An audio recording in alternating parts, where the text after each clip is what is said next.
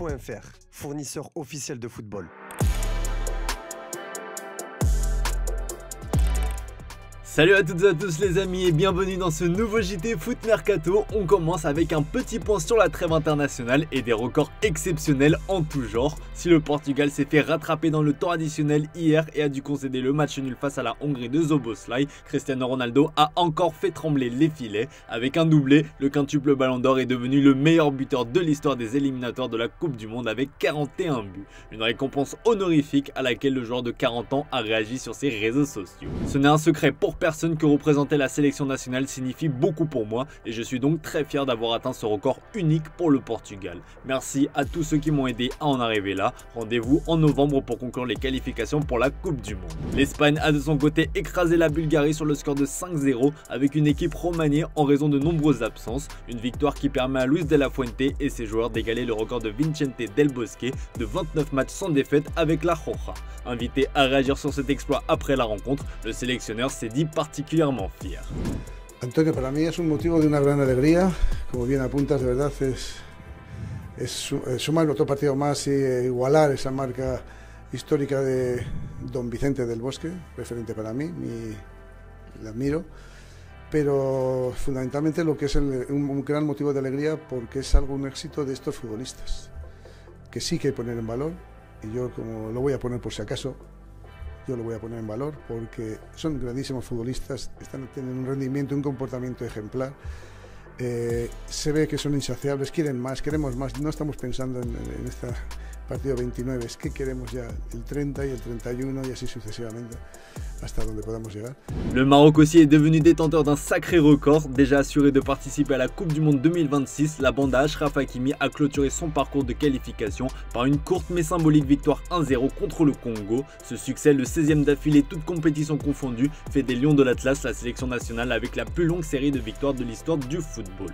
Avec 16 succès consécutifs entre juin 2024 et octobre 2025, le Maroc devance désormais l'Espagne qui détenait le record précédent de 15 victoires de suite entre juin 2008 et juin 2009. Malgré ce record historique, le Maroc est sous tension avant la CAN qui se déroulera sur ses terres, on le rappelle, à partir de fin décembre jusqu'à mi-janvier. L'ambiance n'est pas au beau fixe autour de la sélection où le jeu proposé par les hommes de Walid Regragui est critiqué par la presse locale.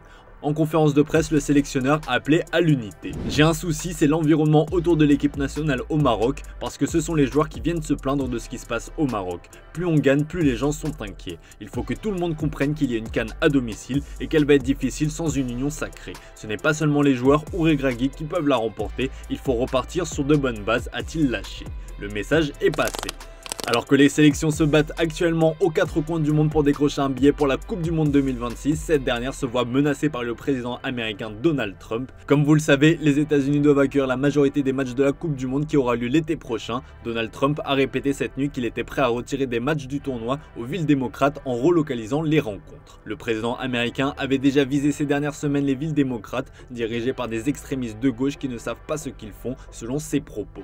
Si quelqu'un fait du mauvais travail et que je pense qu'il y a un problème de sécurité, j'appellerai Gianni, le chef de la FIFA qui est formidable et je dirais déplaçons-le vers un autre endroit et le ferait, a-t-il expliqué. Si Trump mettait ses menaces à exécution, c'est toute l'organisation du mondial qui serait bouleversée. Parmi les grandes villes démocrates, Boston est censé accueillir 7 rencontres, San Francisco et Seattle 6, tandis que 8 doivent se jouer à Los Angeles. Le 47e président des États-Unis a également vu plus loin en jetant le flou sur les Jeux Olympiques de 2028 prévus à LA.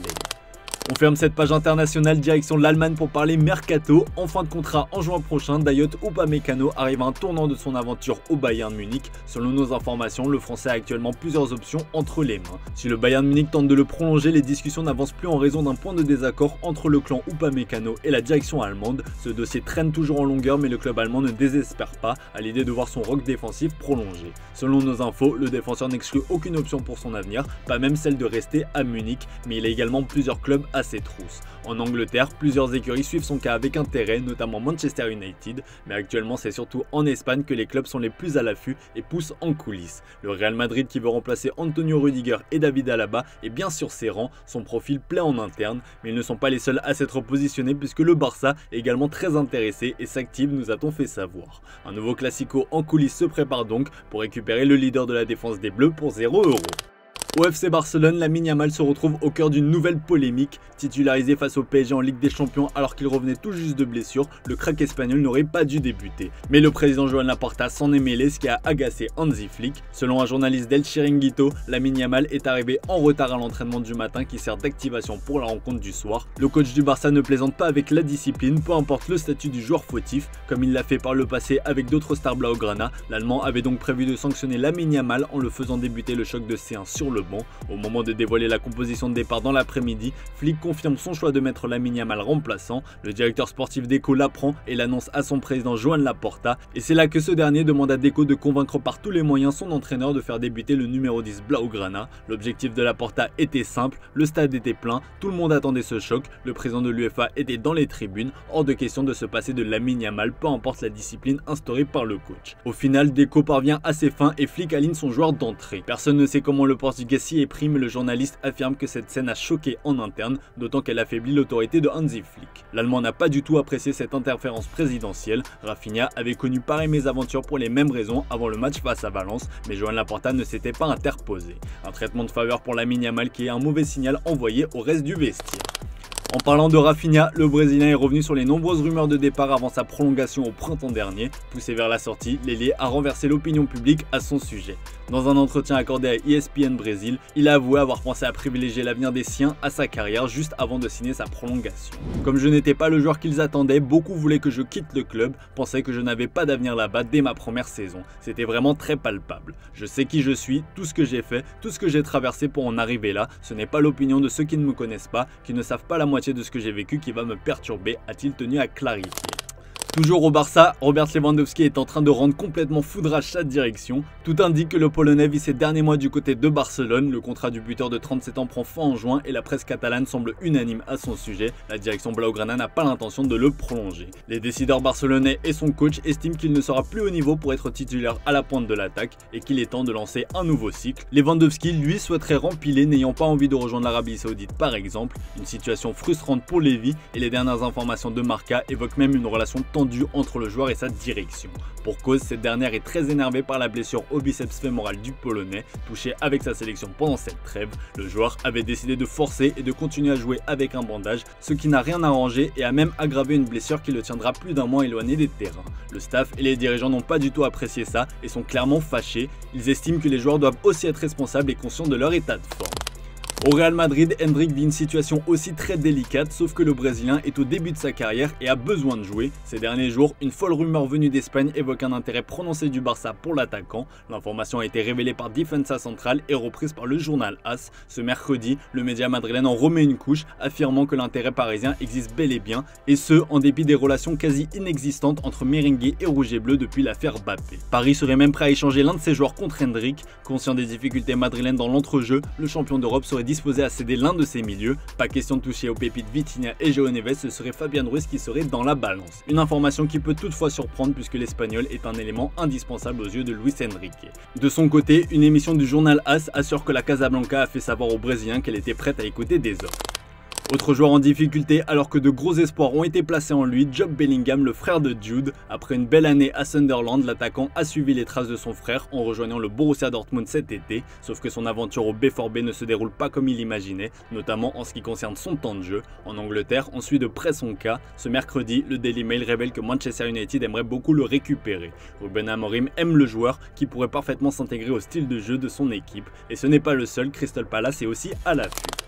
Arrivé l'hiver dernier à l'Eintracht Francfort, Eli Wahi vit une situation particulière. Le club allemand pensait avoir signé le nouveau Hugo Ekitike. Le plan était de relancer l'attaquant âgé de 22 ans et de le revendre très cher dans quelques saisons. Sauf que pour le moment, Wahi est encore loin de répondre aux attentes. Durant ses premiers mois, il est apparu à 11 reprises toutes compétitions confondues et il n'a pas été décisif. Cette saison, il y a du mieux. L'ancien joueur de l'OM et de Lens en est à 8 matchs toutes compétitions confondues pour 1 but et 3 assists. Mais l'attaquant n'est pas un titulaire aux yeux de son coach et les choses ne vont pas s'arranger pour lui puisque Sky Germany révèle que Francfort souhaiterait recruter William Ozula. Le média allemand n'est pas convaincu par OEA. Bild de son côté assure que si une proposition arrive pour le joueur sous contrat jusqu'en 2030, elle sera forcément étudiée par Francfort qui n'écarte pas son départ. Recruté pour 10 millions d'euros en juillet 2024, Glenn Kamara est ce qu'on peut appeler un flop. Revenu cet été à Rennes après un prêt à Al-Shabaab, le milieu n'a toujours pas disputé la moindre minute cette saison avec le Stade Rennais. Le club breton a tenté de s'en débarrasser cet hiver en vain. Résultat, Habib Beye ne compte pas sur lui et la porte de sortie lui est de nouveau indiquée. Un départ paraît inévitable cet hiver et quelques clubs sont intéressés, à commencer par l'OGC Nice. Selon nos informations, le club azuréen avait déjà tenté sa chance de le recruter en tant que joker cet hiver sans que cela n'aille plus loin. Le club niçois pourrait revenir à la charge en janvier, de même que deux clubs de Championship, à savoir Ipswich et Leicester. De son côté, Rennes espère récupérer autour de 3 millions d'euros, mais sait qu'il devra faire des efforts, que ce soit dans l'indemnité de transfert demandée ou dans le fait d'accepter un prêt avec option d'achat. Ce contrat jusqu'en juin 2028, Glenn Kamara touche en attendant un salaire confortable.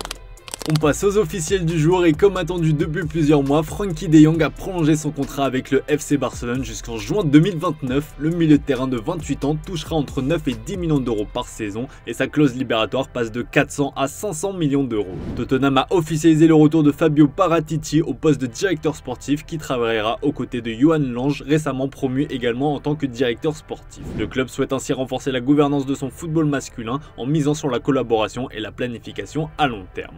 Paratici avait déjà travaillé chez les Spurs entre 2021 et 2023. Allez, comme d'hab les amis, on se quitte avec l'image du jour. De passage en Arabie Saoudite, Paul Pogba en a profité pour retrouver un certain N'Golo Kanté. Une belle séquence qui nous rappelle forcément de très jolis souvenirs. Je vous laisse mater ça les amis. Très belle soirée à vous. On se dit à demain pour de nouvelles vidéos sur Foot Mercato. N'Golo, c'est comment je suis parti te rejoindre là. c'est vrai. Mais faut respirer, faut pas Non, blaguer. frérot, là, On reste pas ça, on fait comme ça. c'est juste une question d'une semaine. Là, c'est bon. Non, frérot, plaisir. Non, bon, ça. N'Golo